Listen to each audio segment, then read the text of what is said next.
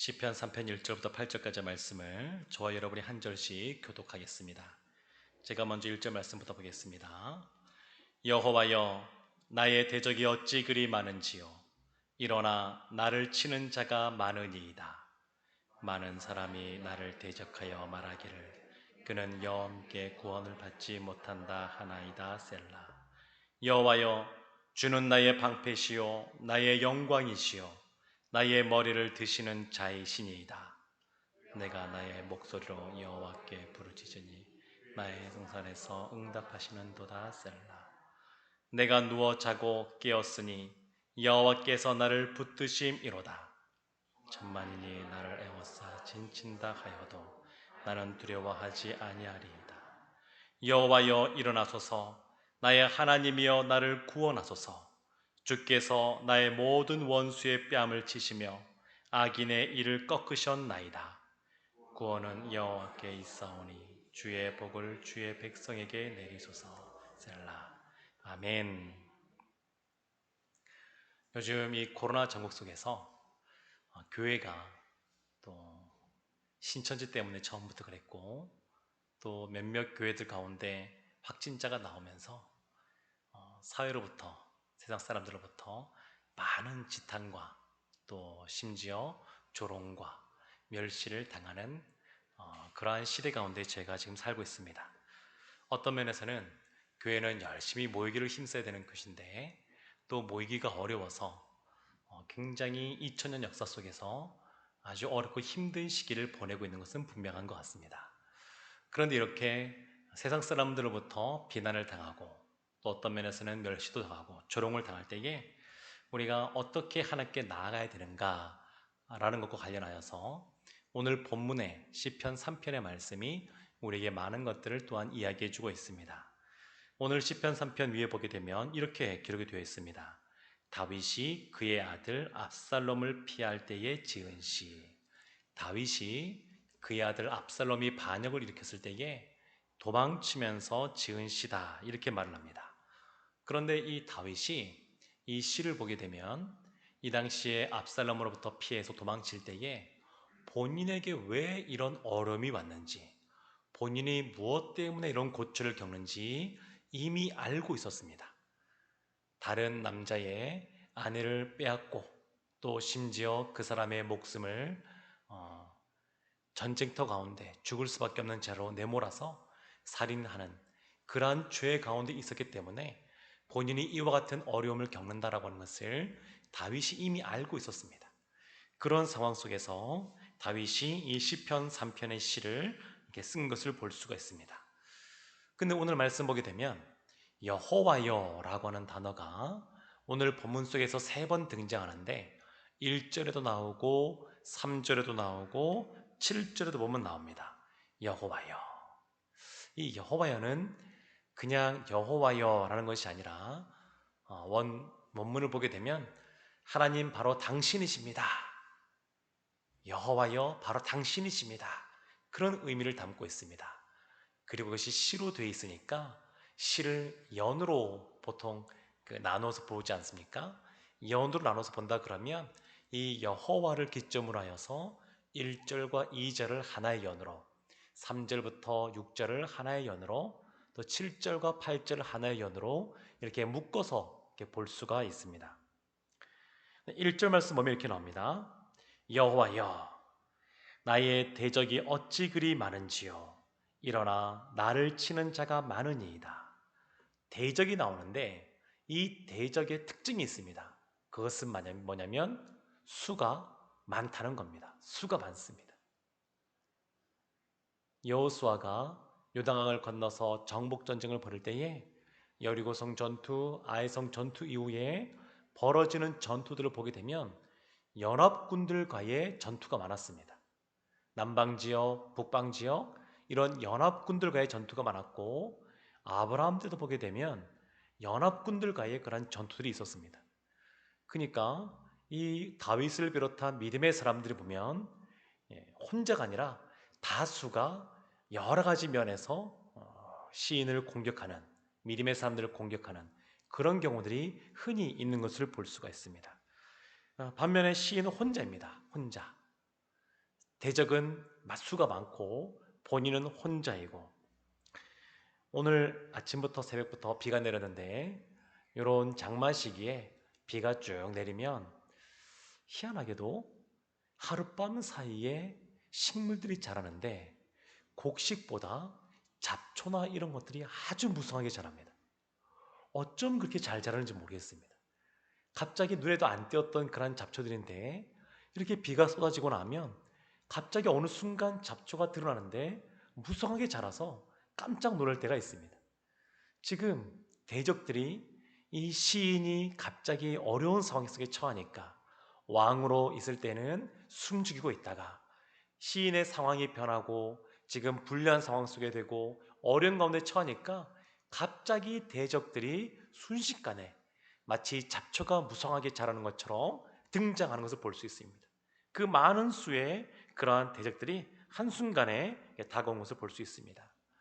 이것이 시다 보니까 이것을 좀 시적으로 본다 그러면 이러한 대적이라고 하는 사람들, 원수라고 하는 사람들은 어떤 것이냐? 우리가 삶 속에서 겪는 어려움, 시련, 고난 이런 것들을 일컫는다라고 볼 수 있습니다. 어려운 일을 닥칠 때에 종종 우리 인생을 돌이켜보게 되면 한 가지 일을 극복하고 또 그 다음에 또 다른 문제가 있으면 그 한 가지 문제를 해결하고 그렇게 차근차근히 하나씩 하면 좋을 텐데 때로는 쓰나미처럼 몰려올 때가 있습니다.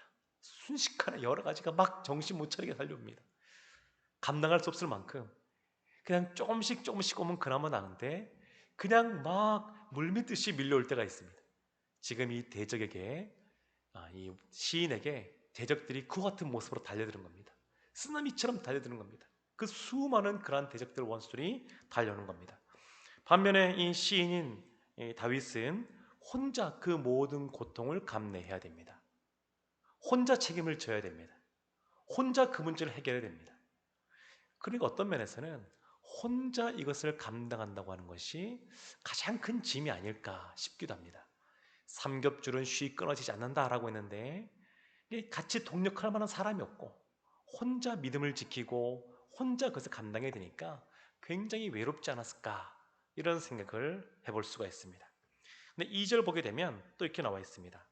많은 사람이 나를 대적하여 말하기를 그는 하나님께 구원을 받지 못한다 하나이다. 대적들이 가만히 있는 것이 아니라 입을 열어 말하기 시작하는데 너는 하나님께 구원을 받지 못한다 이런 것입니다. 하나님은 너를 버렸어. 너는 하나님께 구원받을 자격조차도 없어. 이런 의미이기도 하고 또 어떤 면에서는 이제 깊은 절망감 속에 소망을 꺾어버리기 위해서 하나님 앞에 하나님은 너를 도와줄 능력 있는 신이 아니야 이런 의미도 사실 품고 있습니다. 너는 하나님으로도 도움을 받지 못해 라고 하는 것도 굉장히 절망스러운 말인데 어떤 면에서는 우리가 믿고 의지하고 따라가는 그 하나님이 너를 도와주고 너를 환난 가운데 건져내줄 그러한 신이 아니야. 능력이 없어. 이런 말을 한다 그러면 굉장히 어려울 텐데 지금 대적들이 그렇게 공격하는 겁니다. 대적들이 아주 수많은 대적들이 모여서 그렇게 비난하고 그리고 조롱하는 것을 볼 수 있습니다. 그 어떤 것보다 이러한 말들을 보게 되면 이 저주의 말이 하나님과의 관계를 끊어 버리려고 하는 것들입니다. 아무리 기도해봐도 오랫동안 기도해도 수십 년 동안 기도해도 너 기도가 아직 이루어지지 않고 있잖아. 소용없어. 그런 이야기들. 그리고 아무리 기도한다 그래도 하늘에서 돌이 떨어지느냐 뭐 이런 일부터 시켜가지고 온갖 말들을 막 쏟아내는 겁니다. 그런데 이런 것들을 보게 되면 이 시인이 처했던 그런 상황이 떠올려지게 되는데 압살롬을 피해서 다윗이 도망칠 때에 대표적으로 여러 사무엘하 16장을 보게 되면 두 명의 사람이 등장하여 두 가지 사건이 기록이 되어 있습니다.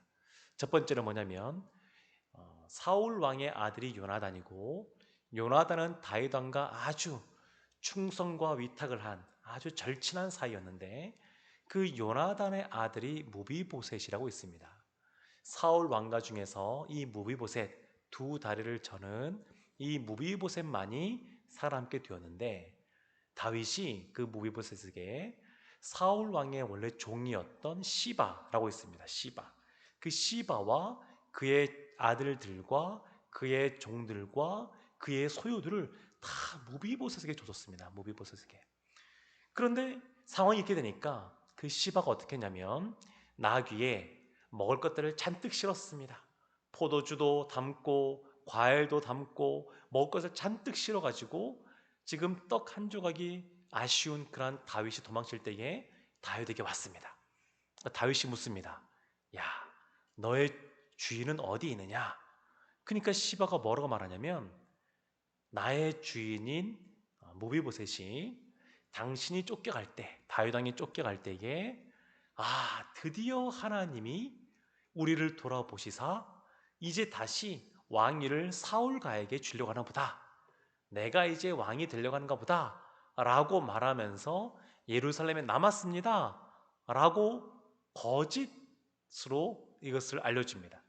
그러니까 다윗 왕이 화가 났습니다. 그래서 무비보셋에게 줬던 모든 것 시바 너에게 다시 준다 이렇게 이야기했습니다. 나중에 다윗이 돌아왔을 때 보면 무비보셋이 아주 빨래도 하지 않고 그리고 수염도 깎지 않고 그리고 발도 제대로 보호하지 않은 상태에서 다윗을 찾아가면서 뭐라고 말하냐면 다윗이여, 다윗 왕이여, 내가 원래 당신이 도망갈 때 낙타를 타고 나귀를 타고 따라가려고 했는데 시바가 나로 하여금 내리고 따라가지 못하게 해서 내가 못 갔고 그래서 당신이 돌아올 때까지 내가 여기서 기다리면서 있었습니다. 이렇게 얘기하는 겁니다. 누구 말이 맞을까요? 시바의 말이 맞을까요? 모비보스의 말이 맞을까요? 우리가 알 수 있는 것이 있습니다. 그런 정황이 있는데 그것이 뭐냐면 예루살렘에 모비보셋이 남아 있었다고 그렇게 거짓으로 구했던 시바도 사실은 예루살렘에 여전히 남아 있었습니다. 진짜 다윗을 따라가는 사람이라고 했다면 다윗을 따라서 갔어야 되는데 그것이 아니라 돌아갔습니다. 돌아갔어요.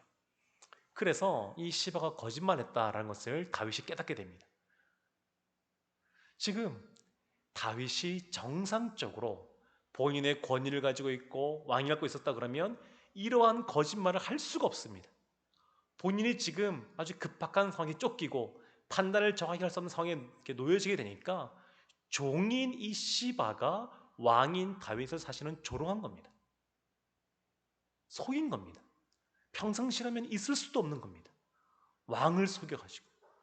근데 다윗 왕이 했던 말이 있어서 다윗 왕이 살아있는 동안에는 시바를 그냥 두었습니다. 나중에 솔로몬이 왕이 되었을 때에 원래 솔로몬이 예루살렘만 떠나지 않으면 널 살려주겠다라고 했는데 여러 가지 사건이 벌어지면서 시바가 잠깐 잃어버린 종을 찾으러 도망친 종을 찾으러 예루살렘을 벗어났다가 돌아오면서 결국 솔로몬에게 죽임을 당합니다. 또 한 사건이 있습니다. 그것이 시므이입니다. 시므이는 누구냐면 다윗에게 저주를 퍼부은 사람인데 이 시므이는 사울 왕의 친족 중에 한 명입니다. 그런데 다윗 왕이 쫓겨가니까 그 다윗 왕을 저주를 퍼붓는데 성경 보면 반복해서 쉬지 않고 저주를 퍼붓었다라고 말합니다. 그 저주 내용이 이런 겁니다. 사무엘하 16장 7절과 8절 말씀을 제가 읽어보겠습니다. 시므이가 저주하는 가운데 이와 같이 말하니라. 피를 흘린 자여, 사악한 자여, 가거라 가거라. 사울의 족속의 모든 피를 여호와께서 내게로 돌리셨도다. 그를 이어서 내가 왕이 되었으나 여호와께서 나라를 내 아들 압살롬의 손에 넘기셨도다. 보라, 너는 피를 흘린 자이므로 화를 자초하였느니라 하는지라. 왕이거든요. 아직 왕인데 저주를 퍼붓는 거다. 저주를. 가거라 가거라. 피를 흘린 자여, 사악한 자여. 어쩌면 왕인을 향하여 이렇게 사악하다고 표현할 수 있는지 이 시므이가 그렇게 저주를 퍼붓습니다. 저주를 퍼부어요. 여기에 대해서 다윗 왕과 함께 도망치던 사람들이 있었습니다. 몇몇 사람들이 있었는데 그 사람들이 누구냐면 가드 사람 600명이라고 말합니다. 가드 사람은 블레셋 땅에 있는 사람들입니다. 원래 이스라엘 12지파 족속이 아닙니다. 그리고 가드 사람 중에 대표적인 사람이 누구냐면 유명한 사람이 골리앗입니다. 골리앗. 생각해 보십시오. 골리앗은 가드 사람들에게 있어서는 자랑거리였습니다. 아주 대단한 사람이었고, 그리고 따르던 사람인데 다윗에 의해서 죽임을 당했고, 그리고 지금은 다윗이 쫓겨가는 상황이니까 오히려 그때를 생각하면서 복수할 수 있는 절호의 기회다 라고 하면서 대적할 수 있는 상황인데, 오히려 그들이 다른 이스라엘 민족은 이 다윗을 쫓아가지 않는데 오히려 이들이 다윗을 따라갑니다. 참 묘하죠? 이들이 다윗을 따라갑니다. 그리고 이들 중에서 한 장군이 나타나서 다윗에게 말합니다. 다윗이여, 우리가 가서 시므이를 죽여버리겠습니다. 그러니까 다윗 왕이 그것에 대해서 뭐라고 말하냐면 사무엘하 16장 12절에 이런 말씀이 있습니다. 11절부터 제가 한번 읽어보겠습니다. 또 다윗이 아비새와 모든 신하들에게 이르되 내 몸에서 난 아들도 내 생명을 해하려 하거든 하물며 이 베냐민 사람이랴. 여호와께서 그에게 명령하신 것이니 그가 저주하게 버려두라. 혹시 여호와께서 나의 원통함을 감찰하시리니 오늘 그 저주 때문에 여호와께서 선으로 내게 갚아 주시리라 하고. 지금 다윗이 본인이 왜 이런 처지에 처했는지를 알고 있는 겁니다. 그러니까 내버려 두라 라고 말하고, 그렇다 그래서 마음이 평안한 것이 아닙니다. 마음에 원통함이 있습니다. 본인을 향하여 피를 흘린 자라고 사악한 자라고 여러 가지 험담과 악담과 저주를 퍼부은 말을 들으면서 마음에 참담함이 있습니다. 그러나 그것에 대해서 혹시 하나님이 이것을 보시고 나를 불쌍히 여기시면, 나를 긍휼히 여기시면 오히려 이 저주를 선으로 바꾸어서 나에게 베풀어 줄 것이라고, 이렇게 다윗이 고백한 것을 볼 수 있습니다. 우리 공동체 가운데도 보게 되면 이런 경우들이 있습니다. 우리 교회도 그렇고 우리 사회생활 할 때도 이런 사람들 만날 수 있는데, 나에 대해서 악하게 하는 사람들일 수 있습니다. 악하게 하는 사람들, 나에 대해서 잘못하는 사람들. 그런데 그렇게 잘못하는 사람들에 대하여 어떻게 대할 것이냐 라고 할 때에 그들의 어떤 잘못, 죄와 또 그들에 대해서 대하는 태도는 좀 구분해서 보아야 됩니다. 혹시 우리 공동체 안에 뭐 그런 분 안 계신 것 같은데, 혹시 좋은 말을 하는 것이 아니라 남을 비난하고 비방하고 책망하고 그런 말만 늘 하는 분이 있다. 같이 있기가 힘들죠. 어렵습니다. 그런데 그러한 잘못을 저지를 때에 그것을 그냥 두면 안 되지만 여러 가지 방법으로 또 권면하고 또 해야 되지만, 기본적으로 그 사람들에 대해서는 긍휼히 여기는 마음이 있어야 되고, 그리고 그들을 어떻게 그 이후에 이끌어갈 것인가라고 하는 그런 계획들이 있어야 됩니다. 원래 교회 보게 되면, 장로교회 보게 되면 오늘날 잘 행해지진 않습니다만 초창기에 원래 개혁교회는 하나님이 주신 은혜의 방편으로서의 징계라고 하는 것이 있습니다. 징계. 그러니까 성도님이 신앙생활을 잘 안 한다. 예를 들면 예배 시간에 공예배 자꾸 빠진다. 그러면 성찬식에 참여하지 못하게 한다든지 이런 징계들이 있었습니다. 근데 그것은 그 사람을 책망하고 또 그래서 그 공동체에서 제하여 버리기 위해서 하는 것이 아니라 다시 한 번 더 그의 영혼이 소생하도록 만들기 위해서 그렇게 하는 겁니다. 그를 구원하기 위해서, 하나 앞에 더 믿음으로 반응하기 위해서 그렇게 만드는 겁니다. 그렇게 행하는 겁니다.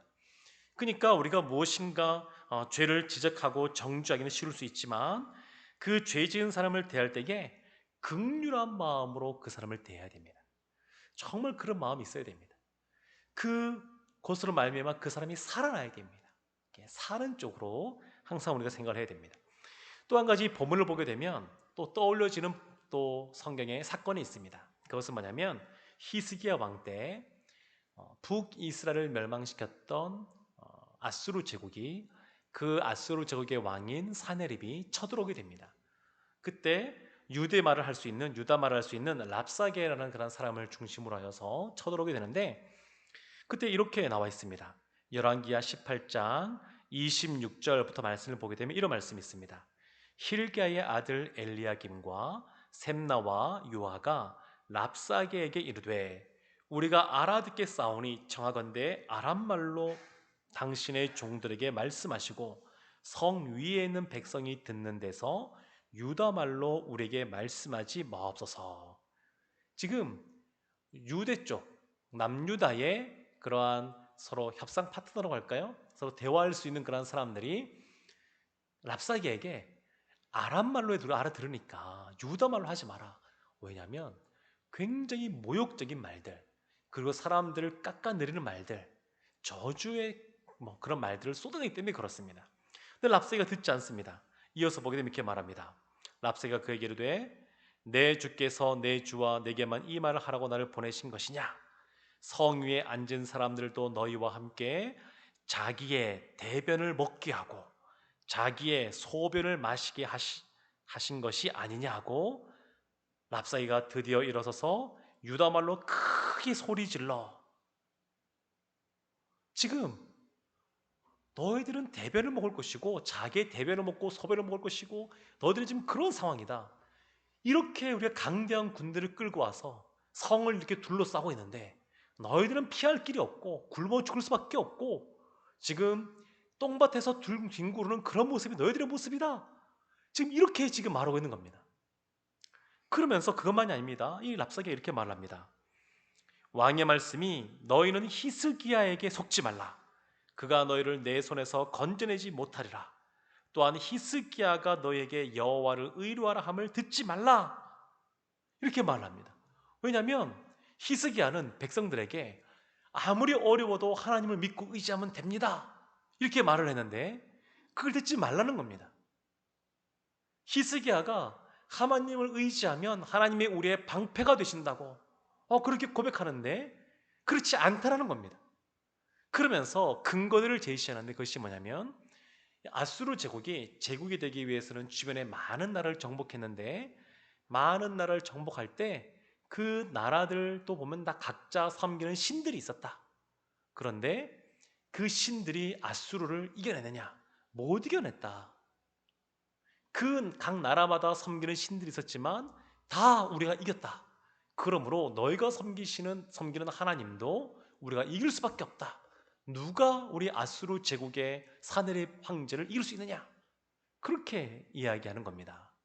그래서 하나님을 믿으라고 하는 의지하라고 하는 히스기야 왕의 말을 듣지 말라. 이런 말들 통해서 그 백성들의 마음을 흔드는 겁니다. 실제로 이때 끌고 온 군대가 18만 명이 넘거든요. 그러니까 굉장히 큰 대군입니다. 그렇게 큰 대군을 끌고 와서 성을 둘러싸고 있으니까 정말로 그들의 마음이 참 어려웠을 겁니다. 그러면서 이런 상황 속에 히스기야가 열왕기하 19장에 보게 되면 14절에 어떻게 반응을 하냐면 이 랍사게가 또 그걸 다 썼습니다. 다 그 하나님을 모욕하고 또 히스기야를 조롱하고 이스라엘 백성들을 남유다의 백성들을 또 멸시하는 그런 내용들을 써서 줬습니다. 그래서 그것을 딱 받아들고 선전포고문이라고 할 수 있겠죠. 이걸 딱 받아들고 성전 앞에 나아갑니다. 그래서 열왕기하 19장 14절에 히스기야가 사자의 손에서 편지를 받아보고 여호와의 성전에 올라가서 히스기야가 그 편지를 여호와 앞에 펴놓고 그 앞에 히스기야가 기도하여 이르되 드디어 이제 그 앞에 다 펴놓고 한번 상상해 보십시오. 지금 수많은 대적들이 다 둘러싸서 조롱하는 말을 하는 겁니다. 하나님이 너를 구원할 수 있겠느냐? 너는 하나님께 구원받지 못할 것이다. 그리고 하나님은 능력도 없다. 이런 이야기를 막 할 때에 눈에 보이는 그러한 강대한 대적들이 있을 때에 히스기야가 얼마나 어깨가 무겁겠습니까? 자기가 왕으로서 그 모든 것을 짊어지고 성전에 나아가서 그 멸시하는 편지를 딱 앞에 딱 놓고 기도하는 겁니다. 이렇게 기도합니다. 여호와여 귀를 기울여 들으소서. 여호와여 눈을 떠서 보시옵소서. 사내립이 살아계신 하나님을 비방하러 보낸 말을 들으시옵소서. 여호와여 아수르 여러 왕이 과연 여러 민족과 그들의 땅을 황폐하게 하고 또 그들의 신들을 불에 던져 싸우니 이는 그들이 신이 아니요 사람의 손으로 만든 것 곧 나무와 돌뿐이므로 멸하였나이다. 우리 하나님 여호와여 원하건대 이제 우리를 그의 손에서 구원하옵소서. 그리하시면 천하 만국이 주 여호와가 홀로 하나님이신 줄 알리이다 하니라. 할 수 있는 것이 없습니다. 하나님께서 보시고 긍휼히 여기시고 도와달라고.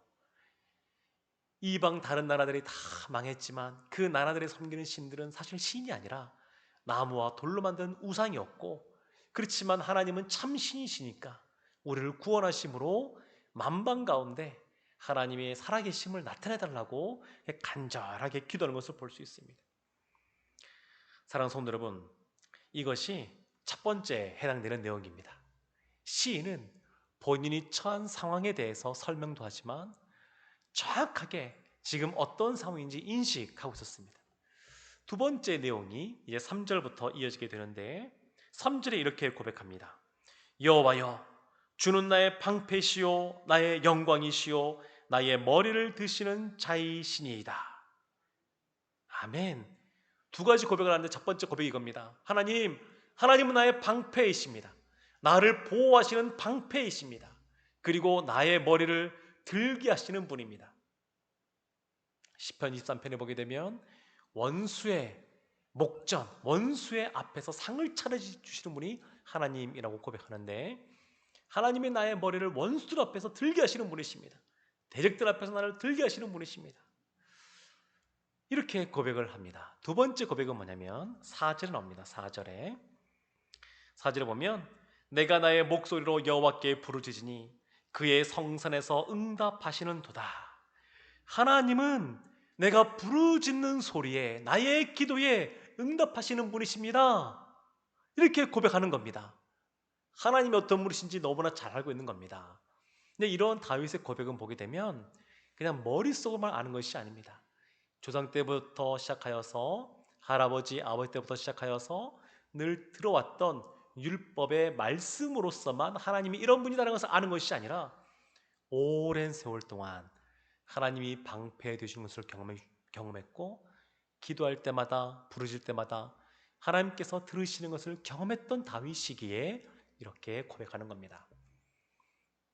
소년으로서 밖에서 양을 칠 때에 사자가 오고 곰이 와도 싸워서 이겼던 다윗, 하프를 치고 악기를 연주할 때 악기가 떠나가는 것을 경험했던 다윗, 사울 왕으로부터 10년이 넘는 세월 동안 쫓기는 삶을 살 때에 하나님만 의지하고 하나님의 도와주심으로 다 피하는 그러한 길 가운데 거했던 다윗, 전쟁할 때마다 다윗은 한 번도 패한 적이 없습니다. 백전백승한 사람이 다윗입니다. 늘 전쟁할 때마다 하나님께서 앞서 싸우시면서 경험한 다윗. 그러다 보니까 노년에 자신의 아들뿐만 아니라 많은 이스라엘 민족이 다윗 압살롬에게 넘어가서 자신을 대적할 때에 그때도 여전히 하나님은 나의 방패시라고, 나의 도움이시라고, 나의 영광이 되시고 나의 머리를 드시는 분이시라고, 나의 부르짖는 소리에 응답하시는 분이라고 고백하였습니다. 근데 고백하는 것뿐만이 아닙니다. 다윗이 이 고백을 바탕으로 행동을 취한 것이 있는데, 그것이 5절 말씀에 있습니다. 5절 말씀 보게 되면 내가 누워 자고 깨었으니 여호와께서 나를 붙드심이로다. 지금 많은 대적으로부터 쌓이고 또 쫓김을 받고 있는 상황 속에서 편안하게 자는 겁니다. 우리가 생명의 삶 지금 시편 말씀 나가고 있는데, 어제 본문의 말씀인 시편 127편 보면 2절에 여호와께서 사랑하시는 자에게 잠을 주시는 도다. 하나님께서 집을 세워주시고 하나님께서 파수꾼처럼 지켜주시고 하나님께서 그렇게 지켜주시면서 사랑하는 자에게 잠을 주신다고 말씀하고 있는데, 그 말씀처럼 믿음으로 누워서 자기도 하는 겁니다. 또 보게 되면 한 가지 더 있습니다. 6절 보면 이렇게 나와 있습니다. 천만인이 나를 애워싸 진친다 하여도 나는 두려워하지 아니하리이다. 천만인, 서울 시민이 천만 되죠 거의? 이 천만인이 상상도 안 됩니다. 1000만 명이 나를 둘러싸서 진친다고 하는 것. 야구장이나 축구장 가게 되면 몇만 명이 모여 있어도 그들이 소리 지르면 그 함성이 굉장합니다. 그래서 경기를 하다 보게 되면 홈팀은 이점이 있어서 훨씬 더 홈그라운드에서 잘 싸웁니다. 상대팀을 향하여 여러 가지 비난, 야유를 쏟아내면 왠지 위축이 되고, 그리고 홈팀은 함성을 질러주니까 더 선수의 힘을 받고, 그런데 그거보다 훨씬 더 많은 1,000,000명이라고 하는 이 상상도 안 되는 이 수많은 대적들이 단 한 사람인 나를 향하여 비난하고 조롱하고 야유할 때 참 사람이 움츠러들 수밖에 없는데, 그때 다윗이 두려워하지 않는다고 말하고 있습니다. 히브리어 보게 되면 두려움이라고 하는 단어와 경외라고 하는 단어가 사실은 동일한 단어입니다. 똑같은 단어입니다. 그래서 하나님을 향하여 쓰여질 때는 경외라고 번역을 해놓았고, 하나님 이외에 다른 것이나 다른 사람들을 향하여 쓸 때는 두려움이라고 번역을 해놓았습니다. 다윗은 선택의 순간에 있는 겁니다. 천만인이 나를 둘러싸이는 상황 속에 내가 이 상황과 사람을 두려워할 것이냐, 아니면 나의 방패 되시고 또 요새 되시는 또 우주 만물을 창조하신 전능자 하나님을 두려워할 것이냐, 선택했어야 됐는데 다윗은 과감하게 하나님을 선택했습니다. 히스기야가 18만 5천 명이라고 하는 이 대군을 끌고 온 그런 아수르 그 강대국 앞에서 그것을 선택하는 것이 아니라 그들이 조롱하고 비난하는 가운데 홀로 하나님을 선택했던 것처럼 다윗이 하나님을 선택합니다. 그래서 두렵지 않은 겁니다. 지난 세월 동안 하나님 나와 함께 하셨기 때문에 오늘날도 앞으로도 함께 하실 것을 믿고 그런 담대함이 있어서 그걸 선택했습니다. 그래서 선택이라고 하는 것은 굉장히 힘이 있습니다. 굉장한 힘이 있습니다. 아무리 어렵고 힘든 상황 속에서라도 이 선택이 이 상황을 뒤집는 힘이 있습니다. 역전의 힘이 있습니다. 그래서 위기는 곧 기회다, 위기는 감추어진 하나님 나라의 기회다, 뭐 이런 말도 있는데, 이것이 다 선택에 의한 겁니다. 하나님을 믿고 따르기로 선택하는 것, 그때 놀라운 역사가 나타나는 것을 볼 수 있습니다. 다수의 함성이 있습니다. 엄청난 사람들의 함성. 그렇지만 시인은 홀로 하나님께 고백합니다. 비교가 안 됩니다. 비교할 수 없습니다. 그 수많은 사람들과 다윗 한 사람, 비교가 안 됩니다. 그러나 이 다윗 한 사람이지만 이 다윗 한 사람의 믿음의 고백, 그러한 고백이 아주 위대한 그러한 믿음의 고백이었고, 그것이 놀라운 역사를 이루는 것을 볼 수가 있습니다. 원수들은 당연한 듯이 보이는 현실을 나열하며 조롱하지만 시인의 고백은 현실과 현재를 넘어서는 위대한 믿음이며 담대한 소망을 나타내기 때문에 그렇습니다. 이제 세 번째 마지막 연입니다. 7절 말씀 보게 되면 이렇게 나와 있습니다. 여호와여 일어나소서, 여호와여 일어나소서. 지금 앞의 연에서 보게 되면 현재의 상황들을 인식하고 그걸 함께 고백하며 이제는 간구하는 쪽으로 가는 겁니다. 일어나소서. 1절 말씀부터 보게 되면 1절 말씀에 일어나 나를 치는 자가 많다라고 하는데, 시인은 이제 그 대지들 앞에서 하나님을 향하여 일어나 달라고 간구합니다. 일어나소서. 8절 말씀 보게 되면 이런 말씀도 있습니다. 구원은 여호와께 있사오니 주의 복을 주의 백성에게 내리소서. 주의 복을 내리소서. 그러면 주의 복이 무엇이냐? 그래서 오늘 말씀 보게 되면 구원이라는 걸 썼습니다. 구원이 바로 복입니다. 시편 127편 1절 2절 말씀 보게 되면 아무리 우리가 집을 세우고 파수꾼을 세운단다 할지라도, 집을 짓고 파수꾼을 세운다 할지라도 하나님께서 도와주지 않으시면 다 헛되다라고 고백하고 있는데, 그러나 하나님께서 우리를 구원해 주실 때에 우리가 진정 복 있는 인생이 됩니다. 흔히 건강을 잃으면 다 잃는다, 그렇게 말들 하곤 합니다. 그러나 아무리 건강해도 하나님의 구원을 잃어버리면 진짜 아무것도 아닙니다. 하나님이 없으면 진짜 인생이 아무것도 아닙니다. 사랑하는 성도 여러분, 근데 이런 복은 그냥 주어지는 것이 아니라 현실의 상황을 명확하게 알고 있는데, 그 현실의 상황을 인식하고 있고 현실을 잘 어떤 지금 문제가 있는지 파악하고 있을 때 대부분의 사람들은 거기에서 멈추고 맙니다. 거기에서 멈추고 본인이 할 수 있는 현실 가능한 방법들을 찾아갑니다.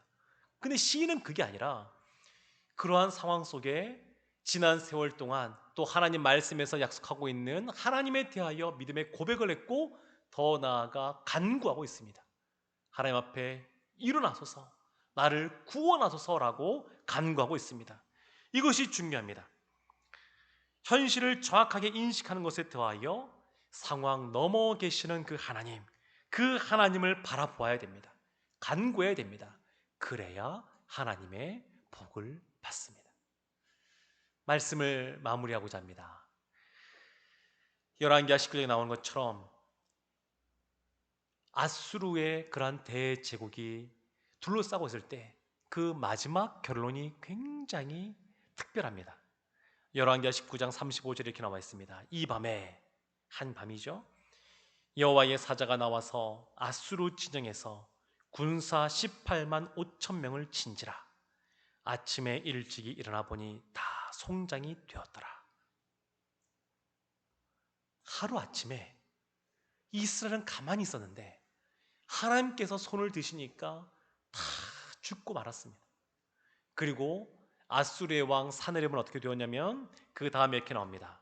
그가 그의 신 니스록의 신전에서 경배할 때에 아드람멜렉과 사레셀 그의 부하들입니다.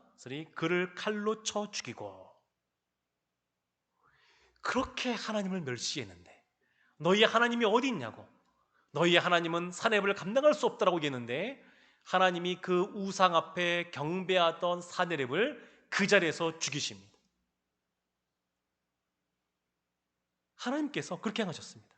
압살롬은 어떻게 되었냐면 압살롬과 다윗이 전쟁을 벌이게 될 때에 압살롬이 자랑했던 것이 그의 머리입니다.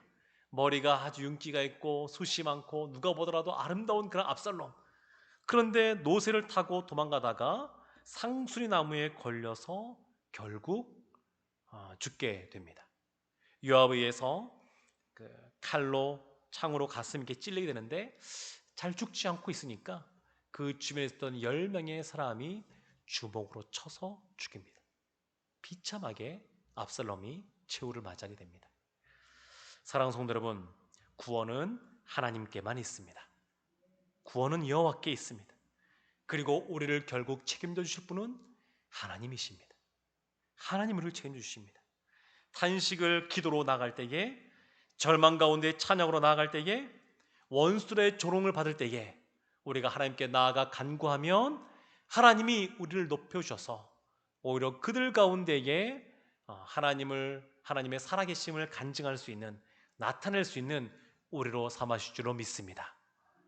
하나님이 우리의 방패 되시고 요새 되시고 우리의 머리를 들어주시고 또 우리의 부르짖는 기도에 들으시고 응답하시는 하나님이시기에 이번 가운데 기도할 때에 또한 하나님이 우리 가운데 놀라운 은혜를 베풀어 주셔서 우리도 이 시인처럼 이 모든 은혜를 다 받아 누리는 그러한 은총이 있기를 주님의 이름으로 축원합니다. 기도하겠습니다.